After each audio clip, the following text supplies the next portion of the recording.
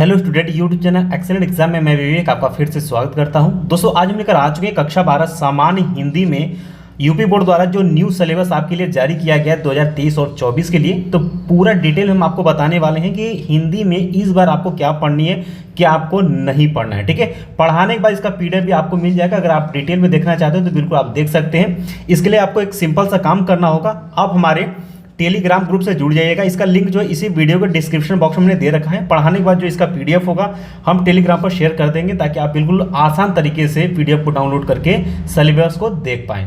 ठीक है, और साथ में जो बच्चे 2024 बोर्ड एग्जाम की जबरदस्त तैयारी करना चाहते हैं उनके लिए हम आपको बता दें कि आप सभी के लिए हमने टेलीग्राम और व्हाट्सएप ग्रुप का लिंक बनाया हुआ है। दोनों ग्रुप का जो लिंक है इसी वीडियो के डिस्क्रिप्शन बॉक्स में दिया गया, फटाफट जाकर के जुड़ जाइएगा। ठीक है, तो वीडियो शुरू करने से पहले जितने स्टूडेंट इस वीडियो को देख रहे हैं आप सभी एक बार इस वीडियो को लाइक कर दीजिएगा और सभी हमारे प्यारे स्टूडेंट जो है इस वीडियो को ज़्यादा से ज़्यादा संख्या में शेयर करिएगा। और चैनल पहली बार है, चैनल को आप सभी जो है सब्सक्राइब जरूर कर लीजिएगा। साथ में आप घंटी को दबाकर ऑल पर क्लिक कर दीजिएगा ताकि आने वाले समय में इंपॉर्टेंट क्लास की नोटिफिकेशन आप सभी को मिलती रहे। ठीक है, तो दोस्तों आपको बताते चले कि इसके पहले हमने ये आपका हिंदी के, इसके पहले हमने आपको फिजिक्स का, केमिस्ट्री का, मैथ का, बायो का, ये सभी हमने ऑलरेडी सिलेबस हमने बता दिया है। आज सिर्फ बचता है आपका हिंदी का, जो कि आज के वीडियो में आपका पूरा कंप्लीट हो जाएगा। आपको पता भी चल जाएगा क्या इसमें इंपॉर्टेंट और क्या हमें पढ़ना है।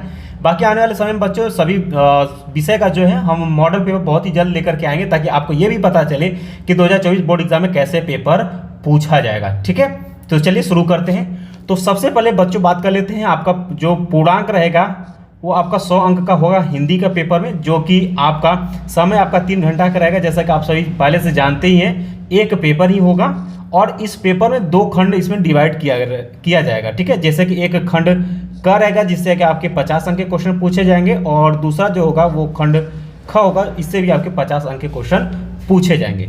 तो चलिए थोड़ा सा हम स्टार्ट में आपको बता देते हैं कि क्या क्या आपको कैसे कैसे क्वेश्चन आपको देखने के लिए मिलेगा। ध्यान सभी बच्चे देखिएगा।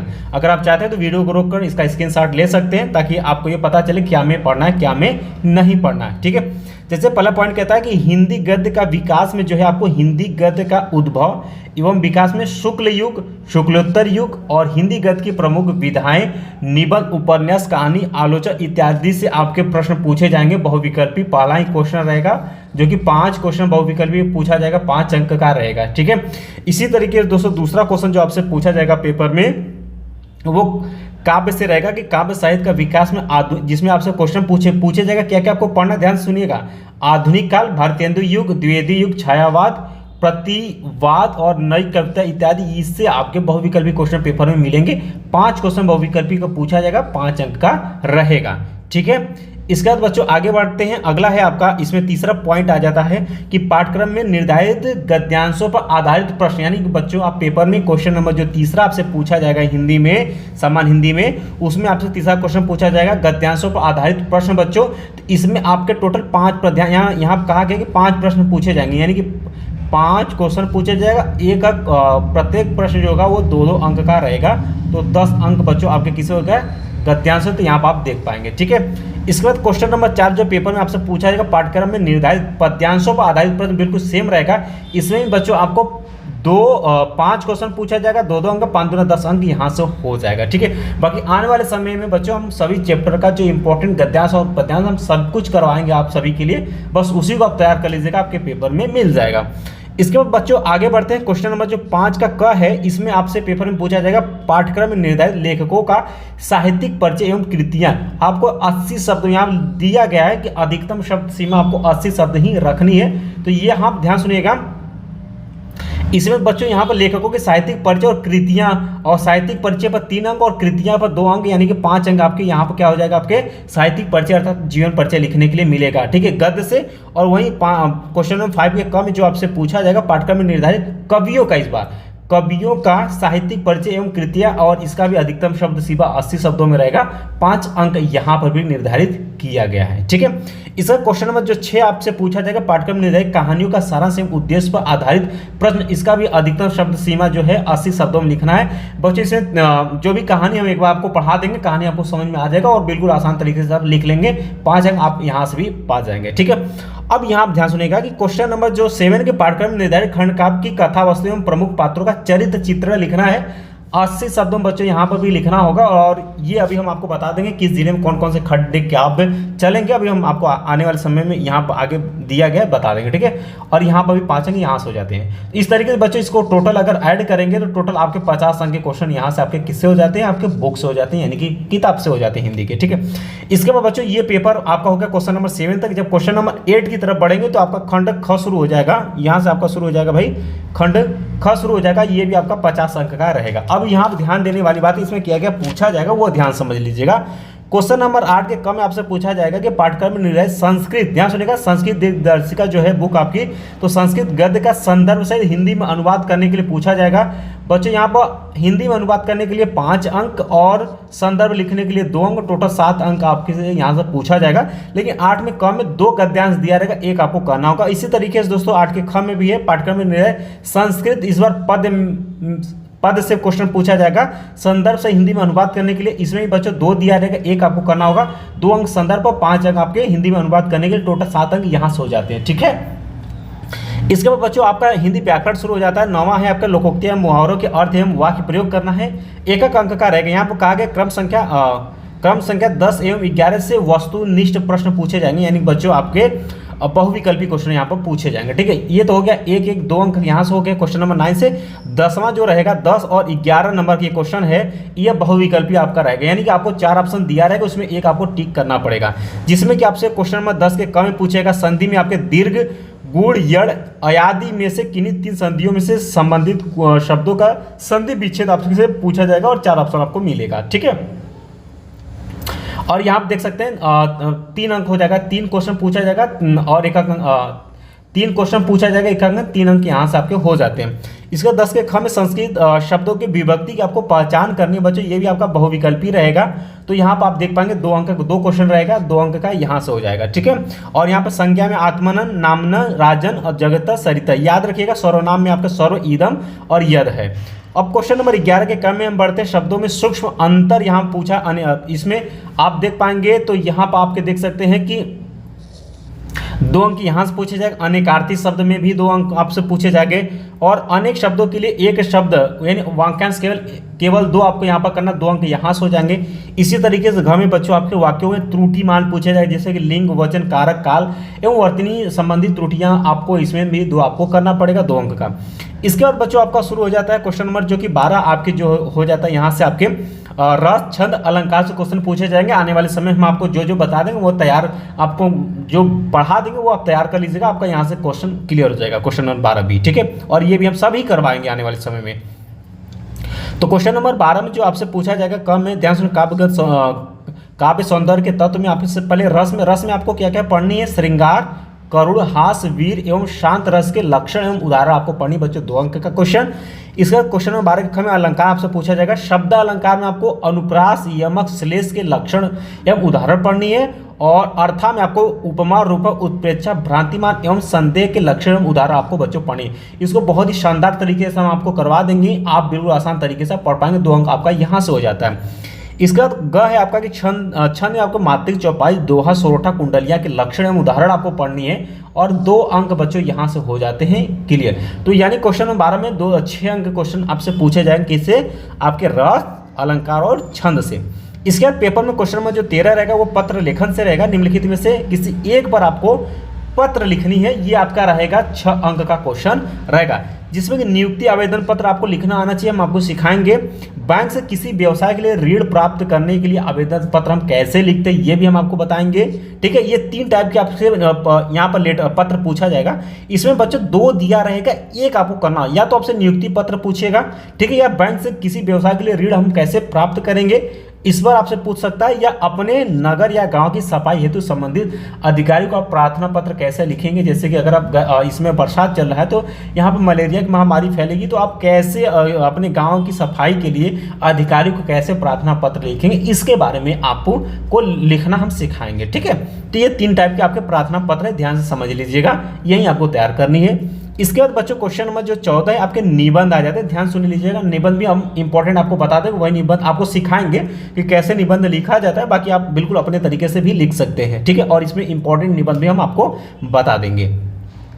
तो निबंध में आपको विज्ञान से क्वेश्चन, विज्ञान पर आएगा, शिक्षा, कृषि, सामाजिक एवं राजनैतिक चेतना पर आधारित जनसंख्या, स्वास्थ्य, शिक्षा एवं पर्यावरण से संबंधित आपसे निबंध पूछे जा सकते हैं बच्चों। ये आपका हो गया 7 और 2 + 7 = 9 यानी 9 अंक का आपको निबंध यहाँ पर पूछा जाएगा। ठीक है, और ये बच्चे ध्यान सुने, ये 2 अंक जो है ये आपके रूपरेखा लिखने के लिए क्या है, रूपरेखा पर दिया जाता है और हम आपको बताएंगे रूपरेखा में क्या लिखा जाता है। आने वाले समय हम इंपॉर्टेंट निबंध बताएंगे और आपको निबंध कैसे लिखें ताकि आपको 9 में आपको 8, 8.5, 9 अंक आसानी से मिल जाए, तो हम वो तरीका भी बताएंगे आप सभी को। ठीक है, बस आप सभी स्टूडेंट जो है चैनल पर बने रहिएगा, जो बताएंगे उसको कम से कम आपको करते चलना है और धीरे धीरे आपका प्रिपरेशन जो है बहुत ही शानदार और बहुत ही अच्छा हो जाएगा। तो बच्चों ये आपने ये देखा कि कैसे आपका पेपर 2024 बोर्ड एग्जाम में बनेगा, वो हमने आपको बताया। अब हम चलते हैं बच्चों आपके सिलेबस पर। ठीक है, अब बच्चों हम चलते हैं आपके सिलेबस पर, और सिलेबस में हम आपकी बुक में कौन कौन से हिंदी के कौन कौन से चैप्टर है उसको बच्चों आप ध्यान से समझ लीजिएगा। ठीक है, तो पाठ्य वस्तु में अगर हम बात कर लेते हैं यहाँ पर, ठीक है, तो सामान्य हिंदी विषय के लिए निम्नलिखित पाठ्य वस्तु का अध्ययन आपको करना होगा। पुस्तक का नाम गद्य के लिए, फिर काव्य के लिए हम बताएंगे। ठीक है, तो गद्य में बच्चों आपको क्या क्या पढ़ना है ध्यान से, गद्य हेतु निर्धारित पाठ्य पुस्तक जो है आपका लेखक का नाम और पाठ का नाम आपको ध्यान सुनेगा। वासुदेव शरण अग्रवाल का राष्ट्र का स्वरूप आपको पढ़नी है। अशोक का फूल डॉक्टर हजारी प्रसाद द्विवेदी जी का, ये आपको पढ़नी है।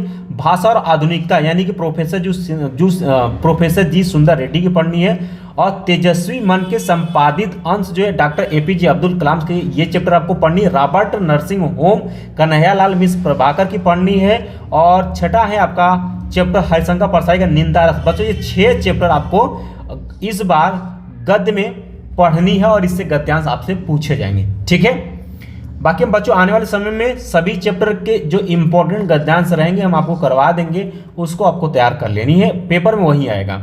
इसके बाद बच्चों काव्य में चलते हैं। काव्य हेतु निर्धारित पाठ्य वस्तु में बच्चों आपको क्या क्या पढ़नी है। इसमें बच्चों आपका पवन दूधिका पढ़नी है, किसी अयोध्या सिंह उपाध्याय अरियोध की। कैकेयी का अनुताप और गीत किसका पढ़ना है, मैथिली शरण गुप्त की। श्रद्धा मनु और गीत जो है जयशंकर प्रसाद की पढ़नी है। नौका बिहार बापू के प्रति और परिवर्तन जो है सुमित्रा नंदन पंत की यहाँ पर पढ़नी है। और आगे बढ़ते हैं इसी काव्य में, ध्यान सुनिए, इसी काव्य में अगला है आपका चैप्टर गीत जो है वो महादेवी वर्मा की पढ़नी है। अभिनव मनुष्य पूर्वा उर्वशी जो है रामधारी सिंह दिनकर की पढ़नी है। और मैंने आहुति बनकर देखा हिरोशिमा, ये सच्चिदानंद हीरानंद वात्स्यायन अज्ञे की आपको पढ़नी है। तो टोटल 7 चैप्टर जो है बच्चों आपको काव्य में हिंदी के पढ़नी है, जैसा कि हमने आपको बता दिया। इसके बाद बच्चों आप ध्यान सुनिएगा, अब जो क्वेश्चन नंबर आपके ध्यान सुनिएगा, ये क्वेश्चन नंबर आपके जो ये 6 है, ध्यान सुनिए, क्वेश्चन नंबर जो 6 कि पाठ्यक्रम निर्धारित कहानियों का सारांश एवं उद्देश्य आपको प्रकट करनी है। 80 शब्दों में 5 अंक का क्वेश्चन। ये बच्चों ये सिलेबस है आपका। ठीक है, ध्यान समझ लीजिएगा, यहाँ पर ये है, ये जो क्वेश्चन नंबर आपकी हिंदी में क्वेश्चन नंबर 6 में पूछा जाएगा। ठीक है, तो कथा साहित्य हेतु निर्धारित पाठ्य वस्तु में बच्चों आपको क्या क्या कौन कौन सी कहानी पढ़नी है। ध्रुव यात्रा, पंचलाइट, लाठी और बहादुर, ये 4 चैप्टर बच्चों आपको पढ़नी है। और इसका कहानी हम धीरे धीरे से, वैसे भी हमने चैनल पर ऑलरेडी हमने वीडियो बना दिया है, आप देखना चाहे तो देख सकते हैं। बाकी आने वाले समय में फिर से हम एक बार 2024 के लिए फिर से हम इस क्लास को लेकर के आएंगे और जो कहानी बताएंगे और जो तरीका बताएंगे बिल्कुल उसी तरीके से आपको पेपर में लिख करके आनी है। 5 अंक आप आसानी से ले पाएंगे। ठीक है, अब बच्चे इसके बाद ये हो गया। अब ये खंड काव्य हम आपको बता देते हैं, जो ये आपके क्वेश्चन नंबर बच्चों ध्यान सुनिएगा, ये क्वेश्चन नंबर जो 7 में पूछा जाएगा कि पाठ्यक्रम में निर्धारित खंड काव्य की कथा वस्तु, प्रमुख पात्रों का चरित्र, चित्र, अधिकतम शब्द सीमा 80, 5 अंक का ये क्वेश्चन है बच्चों। क्वेश्चन नंबर जो 7 है वो यहाँ से क्वेश्चन आपसे पूछा जाएगा। ठीक है, ये है खंड काव्य, ये आपसे क्वेश्चन नंबर 7 में आपके पेपर में पूछा जाएगा सामान्य हिंदी में। खंड काव्य सहायक पुस्तक खंड काव्य। अब ध्यान सुनिए, इसका सभी बच्चे स्क्रीनशॉट ले लेंगे। ठीक है, हम क्योंकि बताएंगे समझ ज़्यादा जाएगा, स्क्रीनशॉट ले लेंगे आप। देखिएगा, पुस्तक तथा लेखक, प्रकाशक और अनुवादित जिले, यानी कि आपके जिले में कौन सा खंड काव्य बच्चों चलेगा, बस वही आपको पढ़नी है। जैसे अगर हम पहला लेते हैं, टोटल आपके 6 खंड काव्य हैं। ठीक है, जैसे पहला लेते हैं मुक्ति यज्ञ, लेखक जो है मुक्ति यज्ञ, जो कि लेखक है सुमित्रा नंदन पंत जो है। ये आपको किन किन जिलों में पढ़नी है ये देख सकते हैं यहाँ पर, कानपुर, जौनपुर, मुरादाबाद, फैजाबाद, एटा, ललितपुर, ये सभी पढ़नी है। ठीक है, और जैसे सत्य की जीत, लेखक जो है द्वारिका प्रसाद मास्टरी का, ये जो सत्य की जीत महाकाव्य जो चलेगा खंड काव्य, ये है लखनऊ, इटावा, बलिया, बिजनौर, झांसी, बदायूं, प्रतापगढ़, रामपुर, पीलीभीत वाले जिलों में ये चलेगा। और रश्मि रथी जो है ये आपके वाराणसी, बुलंदशहर, मथुरा, मुजफ्फरनगर, फतेहपुर, उन्नाव, देवरिया ये है। ठीक है, इसी तरीके से बच्चों आप देख सकते हैं आलोक वृत्त जो है आपके प्रयागराज, अलीगढ़, सहारनपुर, फर्रुखाबाद, मैनपुर, मिर्जापुर, सीतापुर। त्यागपति जो है वो आगरा, गोरखपुर, गाजीपुर, बरेली, सुल्तानपुर, जालौन, लखीमपुर खीरी, गोंडा, शाहजहांपुर, बाराबंकी। और यहाँ पर बच्चों यहाँ पर देख सकते श्रवण कुमार का जो है वो मेरठ में चलेगा। आजमगढ़, बस्ती, रायबरेली, हरदोई, बांदा, बहराइच, हमीरपुर। अब बच्चों ध्यान सुनिएगा, इसमें जिन जिलों का नहीं नाम आया है तो आप अपने हिंदी के क्लास टीचर से पूछ करके आप इसमें कंफर्म कर लीजिएगा कौन सा खंड काव्य आपके जिले में चलेगा। ठीक है, यहाँ पर नोट में कहा गया इसके अतिरिक्त अन्य नवनिर्मित जिलों में खंड काव्य पूर्व भांति की यथावत पढ़ाए जाएंगे। जैसे कि जो चलते आ रहा है पिछली बार वही आपके यहाँ पर पढ़ाया जाएगा। इस बार में आप हिंदी के टीचर से पूछ लेंगे, क्लियर हो जाएगा। ठीक है, इसके बाद बच्चों आपका खंड ख जो कि हमने आपको बताया आपसे कि आपसे वहाँ से कितने क्वेश्चन पूछे जाएंगे, 50 संख्या, जिसमें कि आपने हिंदी व्याकरण से हमने आपको बता ही दिया है। अब इसमें संस्कृत का जो संस्कृत दीर्घदर्शिका है इसमें आपके कौन कौन से चैप्टर है बच्चों ये देख लीजिएगा। संस्कृत में भोजस्योर्दार्यम पहला चैप्टर है, आत्मज्ञ एवं सर्वज्ञ दूसरा चैप्टर है, संस्कृत भाषा में महत्तम तीसरा है, जातक कथा आपका चौथा चैप्टर है, सुभाषी रत्नानी आपका पांचवा चैप्टर है, महामना मालवीय आपका छठा है, पंचशिला सिद्धांता ये आपका सातवां चैप्टर है। बच्चों ये 7 चैप्टर आपके संस्कृत में पढ़नी है। साथ में आपको परिशिष्ट, व्याकरण, शब्द रूप, धातु रूप ये आपसे पेपर में पूछा जाएगा, जैसा कि हमने पेपर में आपको बताया। ये है बच्चों इस बार 2024 सामान्य हिंदी का सिलेबस रहा है। पूरे हमने विस्तार से डिटेल में आपको बताया। उम्मीद है कि सभी छात्रों को अच्छे समझ में आ गया होगा। तो जितने भी हमारे प्यारे स्टूडेंट इस वीडियो को ज़्यादा से ज़्यादा संख्या में शेयर कर दीजिएगा अपने फ्रेंड में, अपने ग्रुप में, ताकि सभी बच्चों तक ये वीडियो पहुंच पाए और आप वहीं पढ़ पाएँ जो आपके यूपी बोर्ड द्वारा सिलेबस जारी किया गया। अन्यथा आप पूरे साल दूसरा चीज़ पढ़ेंगे वो आपके पेपर में नहीं पूछा जाएगा। ठीक है, इसके पहले हमने सभी सब्जेक्ट का सिलेबस हमने ऑलरेडी वीडियो अपलोड कर दिया, आप चैनल पर जाकर के देख पाएंगे। ठीक है, और आपको सिंपल सा आपको काम करना है, आप जो बच्चे अभी तक हमारे टेलीग्राम और व्हाट्सएप ग्रुप से नहीं जुड़े इसी वीडियो के डिस्क्रिप्शन बॉक्स में जाएंगे।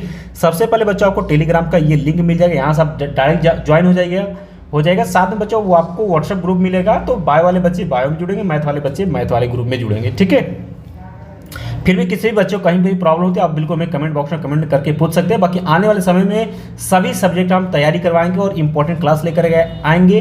और जो हमें लगता है कि आपको बिल्कुल फ्री में PDF देना चाहिए वो हम आपको बिल्कुल फ्री में प्रोवाइड करेंगे। बस जितना बताते चल रहे हैं उतना आपको तैयारी साथ में करते हुए चलिए और रोजाना आपको पढ़ाई करनी है। ठीक है, बाकी मिलते हैं दोस्तों नेक्स्ट वीडियो में, तब तक के लिए जय हिंद, जय भारत।